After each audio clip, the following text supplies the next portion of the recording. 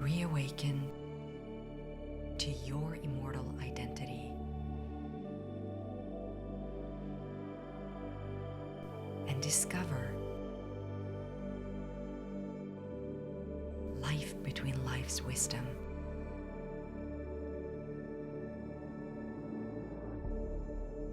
Presented by the Michael Newton Institute. Our guest today is Hans-Peter Kraus. Hans has worked in many fields because his world is about how these fields relate to each other in a common evolutionary context in a drastically changing world. He has worn many hats. He's been a sales manager, distribution manager, entrepreneur. He's a professional intercessor, tour guide, trader. He's a sociologist and a spiritual teacher.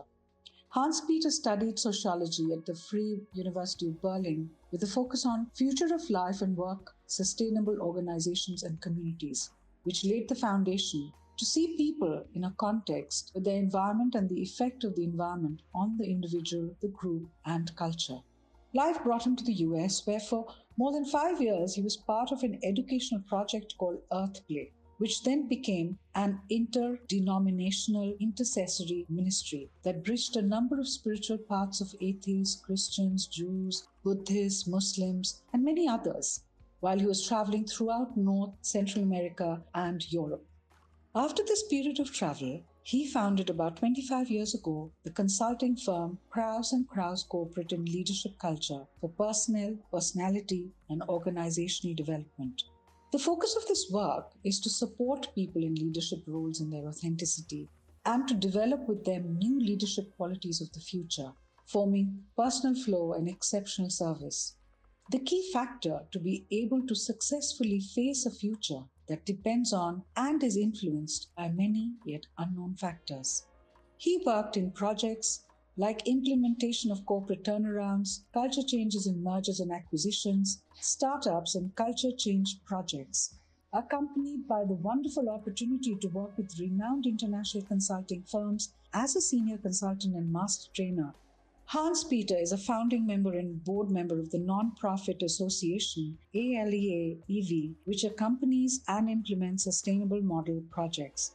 As a member of the advisory board, he advises Mind Visa, an Indian intercultural youth project, learning in leisure time across borders. His CSR oriented to the common good has been recognized by the state of Baden-Württemberg since 2010. His management consultancy has currently also been recognized as a socially committed company by the Mittelstand Award. Friends, I bring to you Hans-Peter Kraus. Hi, everyone, and welcome to this very special session.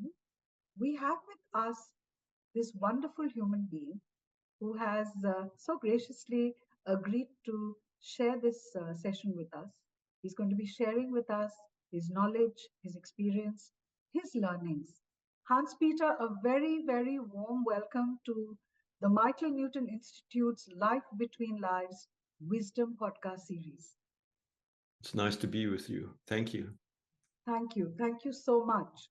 When I was going through your, I love the way you said your vita, the way you shared your, your profile with me. I so loved reading about it. And it brought into my space two concepts or words or phrases where when I'm looking at the role of spirituality in the realm of leadership development, not just for individuals, but also for corporate and corporate consciousness. So if I were just to put all these words together, it pretty much was summing up for me what I read in your profile. It's as if that's what you do, that's the kind of work, and that's the kind of approach, and that's your contribution to the humanity, to global society. And it brings me to, I'm very curious to know in your journey in life and all the experiences you've had, because you've worn so many different hats. What would you say, or what in your experience has shaped your perspective that influences your work? Well, interesting question for me, because you asked me for Vita, and I went through it through my life. The purpose wasn't that I will work in business. I started out to enjoy my life, actually, and step by step, I moved into it. My background wasn't business. My background, I studied sociology, and then I moved over to America and was part of an educational business, actually to the time of human potential movement.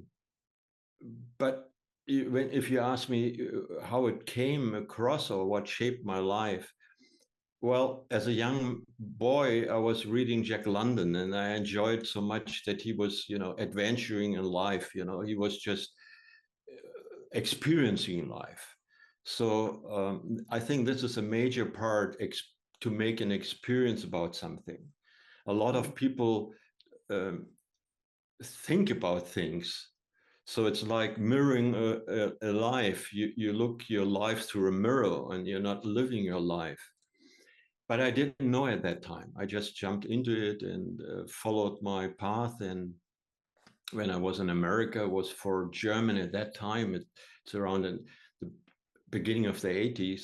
That was just a totally different world, and especially California was so different. And the way the people approached each other, I didn't know from Germany. I mean, it's still the time we were, still processing the war. I mean, even if I never was at the war, but Germany was pretty closed emotionally. So I think America helped me a lot, especially California, the openness of people, the way you can communicate. And step by step, I didn't speak any English. And then I discovered in America, no one actually speaks real good English. This is what they told me. Most of the people came to America and had to learn the language. So this politeness, this relationship, and this respect at that time, that made me to a person which I wasn't at that time, to be also proud about me.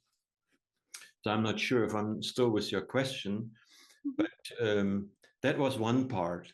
The other part was just the courage on one point to change my life, because it was somehow planned to study, and I chose to be in America and stay in America, learn the language, so far as a foreigner can learn an American language, and learned through an educational business something which I think mostly in my business life later on, I got a vision. I got a vision about how in a workshop, everyone, the assistants, the leader, and so on, plus the participant, they all learn in a space. We didn't know at that time the word learning organization. So it was a 70 or 48-hour experience, and everyone learned. So it was not we taught people, we all learned with each other. So everyone made an experience. And I found out that the one who is on the stage was important for the audience, but he was not in a hierarchy higher up than all the others. So because we all learned, and the entire product actually or service got delivered by the presence of all of us. So that made a huge impact. And I actually didn't find it till now in organization, just part-wise, project-wise, I found it. And the only organization which is in New York is the Orpheus Chamber Orchestra. Because they don't have a conductor, and everyone is a leader in this chamber orchestra. So that impressed me. But I learned it very, very early. Didn't know that this had such an impact on me. That wherever I was, I tried to bring that across. I think that was the aspiration behind it. And traveling in different countries. Yes. I mean, You can talk about whatever. Brazil, for example, you can talk about Brazil, but if you eat together with Brazilian people and can talk and share and do a seminar together, that's totally different than just have a theory about Brazil.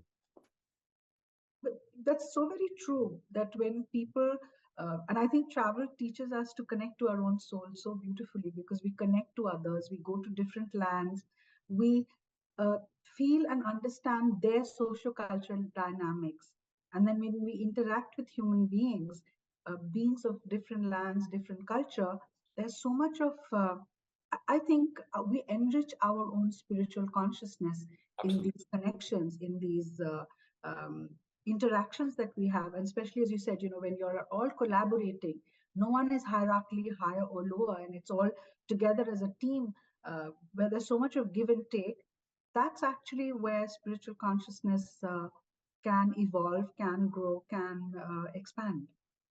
And that makes me ask you, or I'm very curious to know, if I were to ask you, Hans Peter, what is your definition, your personal definition, based on all that you've done and all that you've experienced in life? How do you define spirituality? Oh, that's a huge question. I think this is very individual. Yes, there is a theoretical wordings, but it has something to do with awareness, aspiration, respect, deepness, surrender. There's a huge variety, and it shifts. It's in progress. I wouldn't say spirituality is an end product. It's an approach of life. It's that you are more connected than you think. It's unlearning. It's learning. It's a love.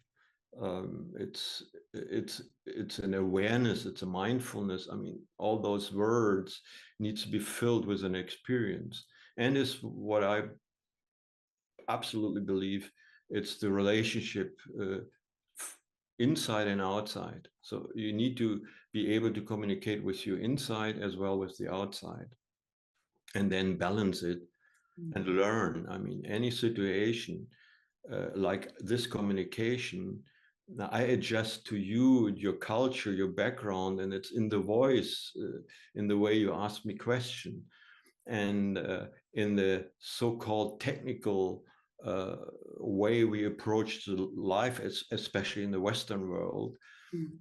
So we disconnect permanently. We have artificial intelligence. You go to a service phone and then please dial 1 if you want to have service, whatever. And there are no human beings anymore, and we are so used to it. And this is our inheritance, that relationship and learning, connecting to people is a spiritual way. It's so actually, to be honest, I wouldn't dare to say this is spirituality. Well, I grew up as a Christian, and I had the opportunity to live with Jewish and Muslims and other people together, Hindus. And if I would stay in my religious understanding, I wouldn't would have a lot of arguments and discussion. But I found the heart in every person I met, and sometimes they opened me up in their way to approach nature, uh, especially the Hindus. When I walked up in Tiruvannamalai to Aranachala, to this holy mountain with a Hindu, everything is Brahman, everything is God, everything is nature, everything talks to you. And you get, as a Western person, if you really have a relationship, an openness to something which explains you the world very beautifully, how close people can be to nature. So this is, I think, for me personally, would be the relationship to people, one of the major keys. Yes, yes. And it's so true that our whole definition keeps changing as we grow in life, as we experience life, as we see life. And I think what I can say for myself, what was life for me maybe 10 years ago isn't the same today. And I'm sure 10 years later it'll be different. And the more we do connect with nature, the more we connect to our own spiritual self. And you said it so truly that the more we allow our hearts to connect with each other, Yeah. the more we allow ourselves to see others through our heart mind instead of just our mental mind, we enable ourselves to be way more inclusive in how we see a spiritual being, or because we all are spiritual beings. It's just that each of us are at different levels of connecting to that potential power within. Yeah. And I think our journey of life, that's what that's all about. That's all about, and it's also that people want to progress. I mean, the soul wants to express, and especially I talk now about the Western world. We are limiting with so many regulation in Germany. We have so many regulation. You're busy in your mind, you know. Do I do it correct? You know, is the red light and the traffic and whatever. So we disconnect permanently, and no wonder that so much stress is in the people. That's true. May I share an experience with you? You know, when you said Germany, just a few weeks ago, I lost my uncle, who's for years together. He's based in Germany. He was married to a German. My aunt is German. My cousin's half German. And after his passing, we as a family, you know, we were wondering that what should we do for him? Because we weren't too sure that after his soul has moved on, what rituals would they follow? And I, you know, didn't quite know. We're Hindus, and my aunt is Christian, so we weren't too sure. And what is a very beautiful thing, and I bring it here today, Hans-Peter, because my cousin reached out and he said, "You tell me, what would my father have liked played in his funeral?" Mm. And so I was a bit taken aback. I said, "Are you talking from a perspective of poetry or music?" He says, "No. What would you do for him in that realm, in that perspective?" And I think I say it from my soul's perspective. It was so gratifying because I was wanting to do something for my uncle, but I was very strapped here. So I was just sending a lot of prayers for his soul to move into the afterlife with a lot of peace and grace. But then to find music, to find a hymn, one of my favorite hymns, I sent it to him, was Amazing Grace. I said, "Can you please play it in his funeral?" And then I searched further and I found a couple of beautiful songs that were composed by Tagore, Rabindranath Tagore. And I said, it would be so beautiful. So when you were talking, what came to me was, here was a boy born and brought up in that world, and then on the passing of his father, he enabled me, the niece, to participate where there was a mix of culture, mix of religious beliefs, a mix of everything for the soul to be at peace in whichever lifetime he's gone into. And that makes us realize this is inclusivity. So you know, when you were talking, it came into my space, and I thought I would love to share this with you. And if I can bridge it to the company world, I mean, you are. I was in projects where people from Turkey, Greece, Muslims, Christian, all were on one table. And normally in normal lives, also from the countries, the politic side, they are not so close to each other. In the project, human beings work together, and we're all happy that they can fulfill the project or the service or whatever they were doing. And so that's so important for the future, but right now as important to come to this level. And then I think in our line of work, when we do regression work and we go into the soul realm and we explore with the client, you know, the journey of the soul and the kind of afterlife experience and what they share with us in their sessions. Again and again, it brings to us that ultimately, whichever path we are on, ultimately, whichever road we are walking on, we're all reaching towards that same beautiful light. And it is such a humbling experience, if I may say so. So when we think about the corporate world, and we think about processes and terms and conditions and procedural stuff, and there are these boxes and compartments that one constantly thinks of. And you, in your realm of work, with the kind of consciousness that you're functioning with, how would you take it forward with them? I mean, what kind of spiritual perspective do you bring into your sessions or your coaching sessions or your workshops? However way you deal with, is it different? How would you bring it in? Well, I would try to separate it, because coaching, and I call my work beyond coaching, because coaching, beyond coaching is about that the person sees themselves. It's not about me. It's also to go through the image. I have to be that and that if I am that and that in this position, and the pressure I do on myself. No, we need a human being, someone who's liberated in himself, to really be a leader and to give other people a safe space to progress and to come forward. So there is one, the personal education or the personal leading, and then there is a structure. I think structures by itself are, since we still think, at least in the Western part, in Taylorism. So there is a machine and that needs to function. And this is the way we also put the processes in, project management and so on. Now we have wordings like mindfulness and so on, but still we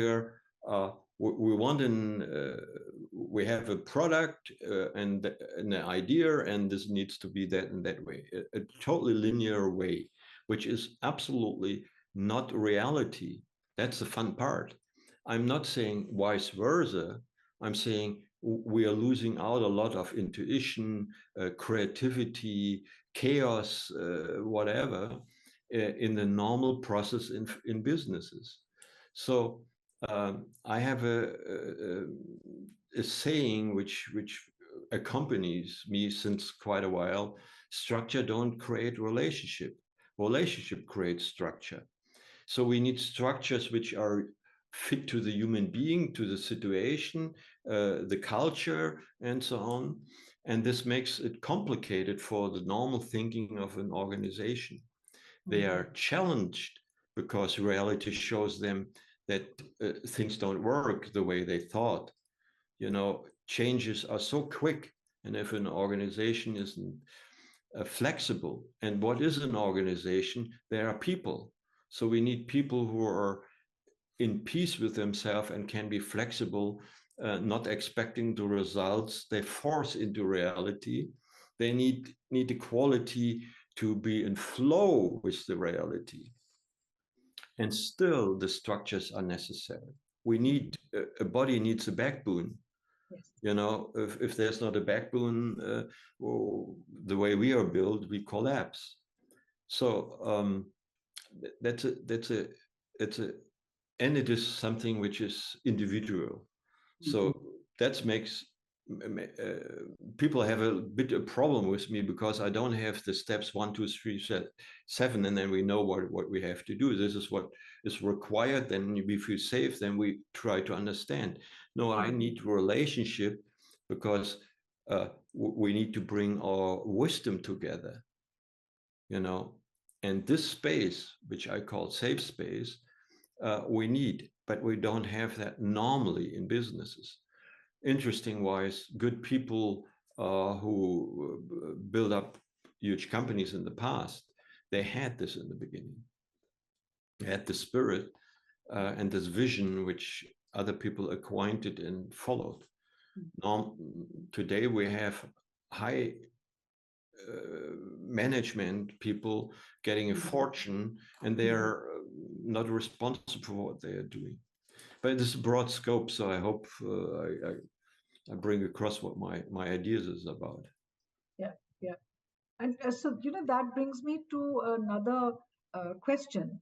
When we see an organization which is functioning with the leader's vision.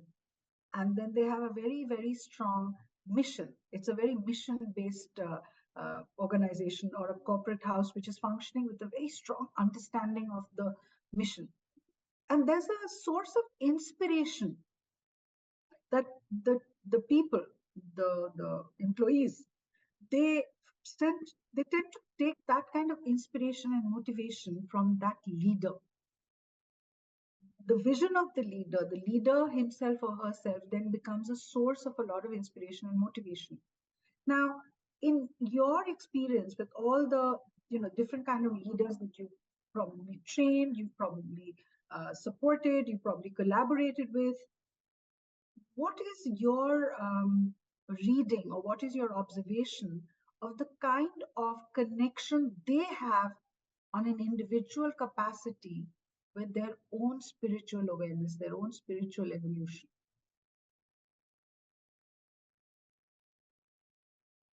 Which would encompass all those words that you had said, mindfulness, vulnerability, strength, courage, that all of that. See, the way we do business is to make money.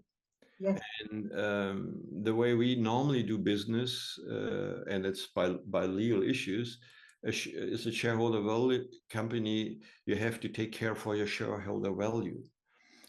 This is why they invested money. So that is in itself a paradox if you want to care for the world. So it needs very high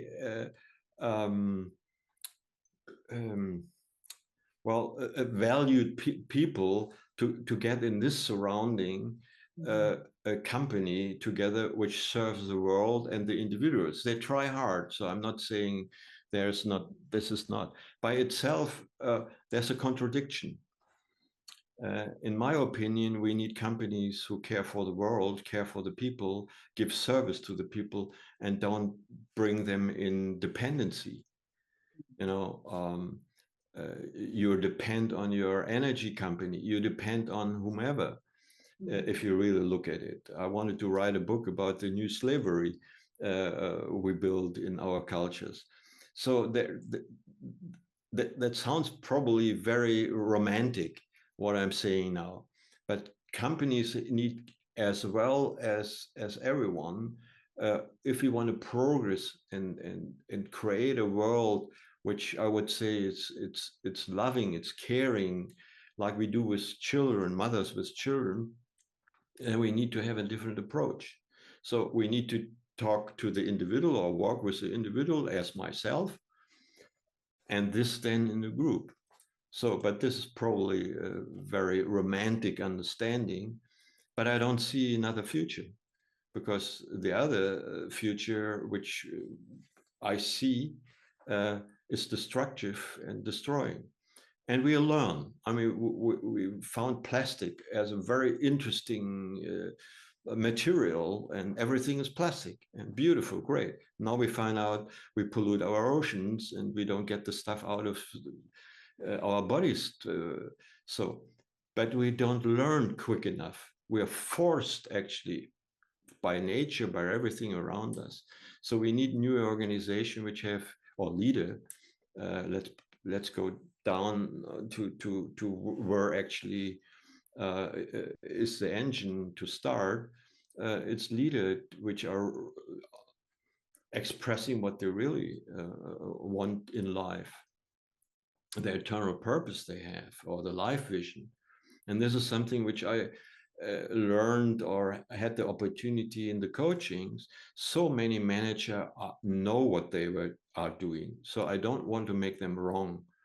They know, and by heart they have a problem to be in the situation. But I believe we are shifting, but we need a lot of support and love for organization, but also to be clear, the way we do it, we will not have a future.